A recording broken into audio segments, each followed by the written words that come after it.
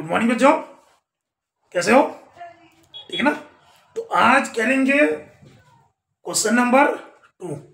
ठीक है ना, एक्सरसाइज 12.3 का, ठीक है ना, फैक्टराइजेशन क्लास 8 का क्वेश्चन नंबर 2 क्या है? Divide the given polynomials by the given monomials. आपको अब तक हम सिर्फ मोनोमियल्स से कर रहे थे, जैसे पहले क्वेश्चन में कर रहे थे। दूसरा क्वेश्चन क्या है, हमें पॉलिनोमियल्स को, ठीक है ना, मोनोमियल्स से करना है। ठीक है ना, पॉलिनोमियल्स को डिवाइड करना है मोनोमियल्स से। तो वो किस तरह से करते हैं वो ध्यान से देखो। ठीक है ना, जैसे ये कि पॉलिनोमियल्स है, ठीक है ना, क्या है 5x² - 6x। ठीक है ना, आपको डिवाइड किससे करना है 3x। ठीक है ना। आप तो इस पहले क्वेश्चन में हमने किया था मोनोमियल्स वर्सेस मोनोमियल्स, तो उसमें क्या कर रहे थे, सीधा उसका फैक्टर निकाल रहे थे, नीचे वाले का फैक्टर निकाल दे रहे थे, काट दे रहे थे, जो सेम है वो कट जा रहा था। लेकिन इसमें क्या है, देखो दो टर्म्स है, ठीक है ना, ऊपर वाले एक्सप्रेशन में दो टर्म्स है, तो दोनों का अगर निकालोगे, दोनों का क्या निकालना है, दोनों का सेम जो फैक्टर है वो निकालना है। वो कैसे निकालोगे, जैसे ये है 5x², इसको क्या लिख सकते हो 5 × x × x माइनस 6 की जगह आप लिख सकते हो 2 × 3 × x डिवाइडेड बाय 3 × x। अब आप ऐसे नहीं काट सकते हो, आप इन दोनों में देखोगे, ऊपर वाले दोनों में, क्योंकि इसका जो डिवाइड हो रहा है दोनों में हो रहा है, ठीक है ना, पूरे टर्म्स के साथ हो रहा है। तो ऊपर वालों में आप देखोगे इनमें से कॉमन क्या है, दोनों टर्म्स में से कॉमन क्या है, देखो 5, इसमें 5 नहीं है, इसमें 2 3 है, इसमें 2 3 नहीं है, x इसमें से केवल कॉमन क्या बचा, x, ओनली x बचा। तो x अगर इसमें से कॉमन, दोनों में से कॉमन हम निकाल लेंगे, तो अंदर क्या बचेगा 5x - 6 डिवाइडेड बाय 3x। ये तो है ना। अब देखो ये x से x कट जाएगा, ये क्या बचेगा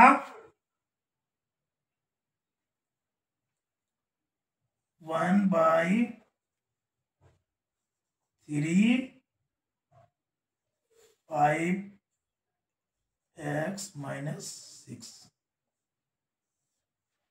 ठीक है ना। या तो आप इसको ऐसे भी लिख सकते हो, क्या 5x - 6/3, ये भी लिख सकते हो या ये भी लिख सकते हो। ठीक है ना, दोनों ही उत्तर सही है। ठीक है ना। अब अगला देखो, अगला क्या है 3y⁸ - 4y⁴ plus 5y⁴ divided by y⁴। ठीक है ना, ये है। आप देखो इनमें कॉमन क्या आ सकता है, वैसे देखने में हमें पता चल रहा है जो कांस्टेंट है ये तो कुछ कॉमन आ नहीं करनी, क्योंकि ये 3 है, 3 का फैक्टर 3 है, 4 है तो 2 × 2, 5 है तो 5। इनमें से कोई सा भी फैक्टर मैच नहीं खा रहा है कॉमन के लिए। केवल कॉमन क्या आ सकता है, देखो यहाँ y⁸ है, यहाँ y⁸ 6 है, यहाँ y⁴ है, तो सबसे कम 4 है, तो एटलीस्ट y⁴ हम कॉमन ले सकते हैं। ठीक है ना, चाहे तो डायरेक्ट लिख दो कि y⁴ हमने कॉमन ले लिया, तो अंदर क्या बचा 3y⁴, जब मल्टीप्लाई होगा 8 हो जाएगा, 4 + 4 8 माइनस 4y² प्लस 5, क्योंकि y निकाल लिया, और बटे y⁴। ठीक है ना। चाहो जिसको आता हो, चाहो तो डायरेक्ट ऐसे लिख सकते हो, जिसको नहीं आता हो वो ध्यान से देखो, वो इसको क्या करोगे 3 × y, तो क्या कर सकते हो, y को आप 8 बार मल्टीप्लाई कर सकते हो, या y⁴ × y⁴, इस तरीके से भी कर सकते हो, माइनस 4, क्योंकि नीचे y⁴ है, 4y⁴ × y⁴ 2, चाहो तो ये भी कर सकते हो। ठीक है ना, plus 5y4 divided by y4। अब इस देखो हमें y4 टर्म्स में करने का मतलब क्या हुआ, हमें y4 हमें पता है ना, y4 हम कॉमन बाहर लेंगे। अब ये सब में से y4 बाहर ले लो और इनको क्या कर दो, तो ये क्या आ जाएगा 3y4, इसमें क्या आ जाएगा y4 बाहर ले लिया तो -4y² प्लस इसमें क्या आ जाएगा ओनली 5 डिवाइडेड बाई y4। ठीक है ना। अब ये y4 से y4 कट गया, आया क्या 3y4 माइनस 4y² प्लस 5। ये हो गया इसका आंसर। ठीक है ना। जिसको आता उसको ये वाला स्टेप करने की जरूरत नहीं, सीधा वो y4 कॉमन लो और सीधा सॉल्व करो। जिसको नहीं आता वो इस तरीके से दिखा सकता है। इसको और भी खोल के दिखा सकते हो, क्या 3 इंटू वाई 8 टाइम्स, फिर यहाँ 4 इंटू वाई 6 टाइम्स। ठीक है ना, उस तरीके से भी आप कर सकते हो। ठीक है, तो ये होगा क्वेश्चन नंबर 2 का फर्स्ट और सेकंड। आगे देखते हैं अगला तीसरा नंबर देख लो। तीसरा नंबर क्या है 8। ठीक है ना, तीसरा नंबर क्या है 8x³ y² z² plus x² y³ z² plus x² y² z³ divided by 4x² y² z²। ठीक है ना, ये क्या है, 3 टर्म्स वाला एक्सप्रेशन है। इसके 8 से मल्टीप्लाई हो रहा है और इसको मोनोमियल से हमें डिवाइड देना है।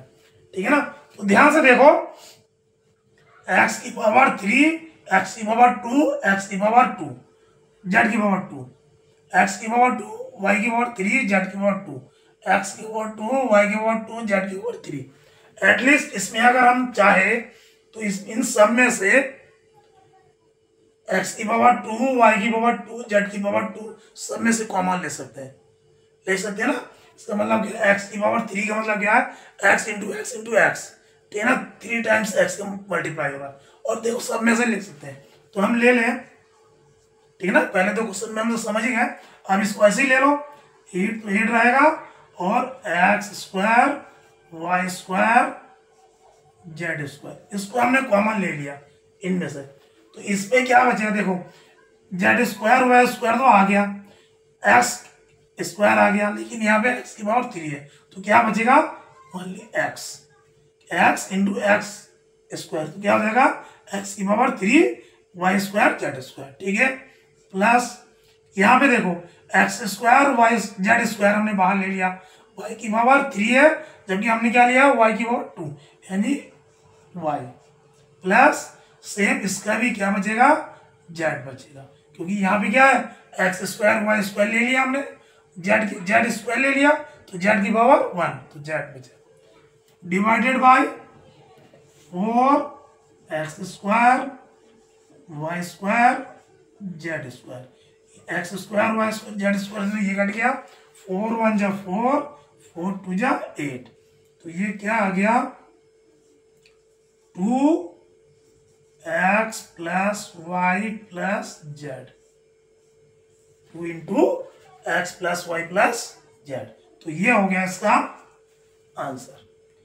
ठीक है ना, सेम आप इसका देखो, इसका क्या है x³ plus 2x² plus 3x divided by 2x divided by 2x। आप देख लो इसमें से आप कॉमन क्या ले सकते हो, देखो इन सब में से आप कॉमन क्या ले सकते हो, x ले सकते हो, क्योंकि इसका कांस्टेंट 1 2 3 ये अपने आप में ही एक सिंगल ही फैक्टर है। ठीक है ना, तो इसमें कैसे क्या लिख सकते हो आप, ओनली x ही कॉमन ले सकते हो, x कॉमन ले लिया तो ये क्या आ गया, x square plus 2x plus 3 divided by 2x। ठीक है ना। अब ये x से x कट गया, तो इसको चाहे तो हम x square plus 2x plus 3 divided by 2 लिख सकते हैं, या 1/2 x square plus 2x plus 3 इस ऐसे भी लिख सकते हैं। दोनों ही उत्तर सही है। ठीक है ना, ठीक है ना। आपको क्या करना है, इस ऊपर वाले टर्म से, मोनोमियल से, बाइनोमियल से या पॉलिनोमियल से आपको कॉमन लेना है। जो कुछ भी आ सकता है, जो कॉमन जो कट रहा है ऊपर नीचे उसे अंदर से नहीं काटना है। आपको ध्यान रखना है जो 3 टर्म्स या 2 टर्म्स या 5 टर्म्स पूरे एक्सप्रेशन से कॉमन आए, ठीक है ना, उसी को केवल आप काट सकते हो। इनके अंदर में से नहीं काटना है, ये ध्यान रखना। हमने कभी भी अंदर से नहीं काटा है। जो इनमें से कॉमन आया, जो तीनों टर्म्स से कॉमन आया, केवल उसी को ही हमने काटा है। ठीक है ना, ये आपको ध्यान रखना है। ठीक है ना। तो ये 4th तक हो गया। अब एक और रह गया 5th part, p cube 6 cube, p cube q की पावर 6, p की पावर 3, p की पावर 3 q की पावर 6 माइनस p की पावर 6 q की पावर 3। ये एक एक्सप्रेशन है, पॉलिनोमियल्स है। इसको डिवाइड कैसे देना है, p3 q3 से। तो देखो क्या है, p cube 6 minus p6 cube 3 divided by p की पावर 3 q की पावर 3।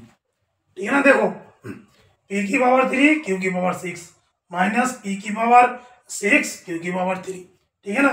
इन दोनों टर्म्स में क्या कॉमन ले सकते हैं, एटलीस्ट क्या कॉमन ले सकते हैं। अब तो आप आइडिया हो गया ना, आपको आइडिया हो गया ना। देखो p की पावर 3 q की पावर 3, इन दोनों टर्म से हमने कॉमन ले लिया। तो अंदर क्या बचा, ये p की पावर 3 आ गया, q की पावर 3 आ गया। तो अंदर क्या बचा, q की पावर 3 माइनस, देखो q की पावर 3 ले लिया, p की पावर 6 है तो 3 ले लिया, तो p की power 3 divided by p3 q3 आ गया ना। इन दोनों में से हमने ये कॉमन ले लिया ना। ठीक है ना। अब इसको आप इससे काट दो, तो बचा क्या, q3 माइनस q3। तो ये हो गया इसका आंसर। ठीक है ना। अगर आपने कॉमन पॉलिनोमियल्स या मोनोमियल्स या कुछ भी है, अगर टर्म से हमने कॉमन लेना सीख गए, तो बस सीधा जिससे डिवाइड देना, उससे कॉमन जो निकलता है उसी को काटो और सीधा आंसर लिख दो। ठीक है ना। तो इस तरीके से आप डिवाइड पॉलिनोमियल्स को मोनोमियल से डिवाइड कर सकते हो।